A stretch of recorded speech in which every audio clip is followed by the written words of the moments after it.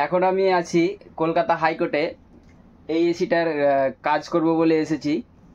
এই এসিটার প্রবলেম হচ্ছে যে বৃষ্টি যখন হচ্ছে সেই সময় কিন্তু এর ভিতর দিয়ে জল পড়ছে। তো আপনাকে দেখাবো বাইরের দৃশ্যটা। পিছনে হচ্ছে এটা হাইকোর্ট, দেখুন এখানে এসিটা লাগা আছে। এই যে পাইপটা ঠিক এখান দিয়েই জলটা ঢুকছে ভিতরে। এটাকে একটু পাইপটাকে ডাউন করার চেষ্টা করব। দেখুন নিচে হাইকোর্ট, উপরে গিয়ে দেখবো এখন পাইপটা কিভাবে সেট করা আছে। আজকে এমন জায়গায় কাজে এসেছি যে কাজ করতেই খুব ইচ্ছে করছে, কারণ আমার পিছনেই এসি আর এই পিছনেই কিন্তু ইডেন গার্ডেন। দেখুন এটাই হচ্ছে Eden Garden, Kolkata Eden Garden. আর এটাই আপনার হাইকোর্ট, এটা হাইকোর্টের অফিস। তো আমাদের ব্যাগ চলে এসছে, ব্যাগ নিয়ে এসছে। এখন গ্যাস স্টক করব এর মধ্যে, তারপরে পাইপগুলোকে ঠিক করব।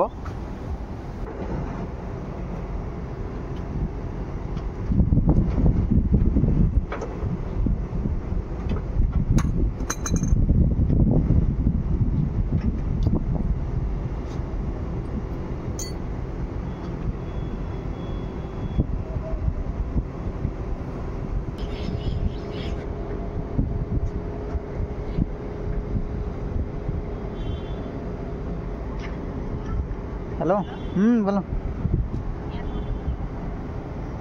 একটু পরে পরে থামো বেরো।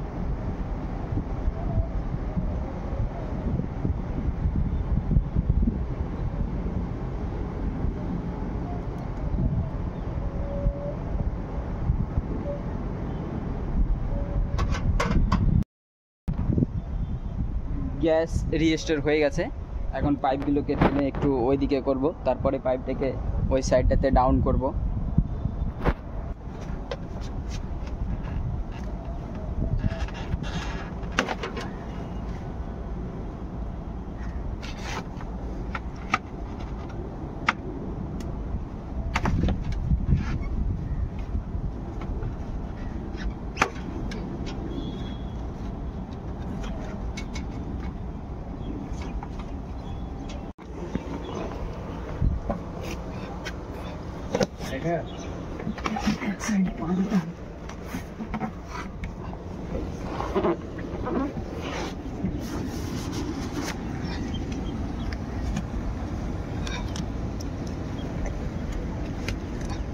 এই সিমেন্টটা দিতে হতো না।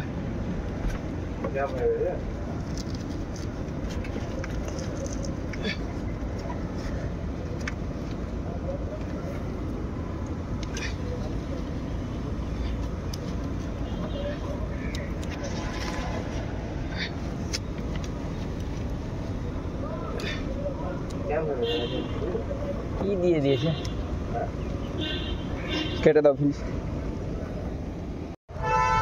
এটা ব্যান্ড করে দিয়েছি।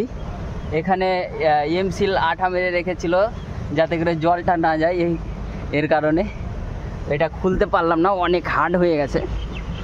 তো এখানে জল আসবে এবং সেম এই জায়গাটাতে পড়বে, এই জায়গা দিয়ে নিচে চলে যাবে বৃষ্টির জল।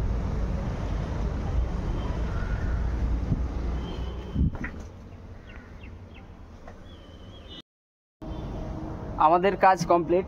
একটু ভুলের কারণে এই প্রবলেমগুলো ফেস করতে হচ্ছে আর কি, একটু ইনস্টলেশন ভুলের কারণে। ইনস্টলেশন করার সময় অবশ্যই যেটা পাইপ ইউনিয়ন যেটা ভিতরে ঢুকছে আর কি, সেটা একটু ডাউন করলেই বৃষ্টির জল কিন্তু আর ঢোকে না। যারা যারা এসি ইনস্টল করছেন, যে টেকনিশিয়ান ভাইগুলো, তাদেরকে বলবো অবশ্যই পাইপটাকে একটু ডাউন করবেন যাতে করে বৃষ্টির জলটা রুমের ভিতরে না ঢুকে।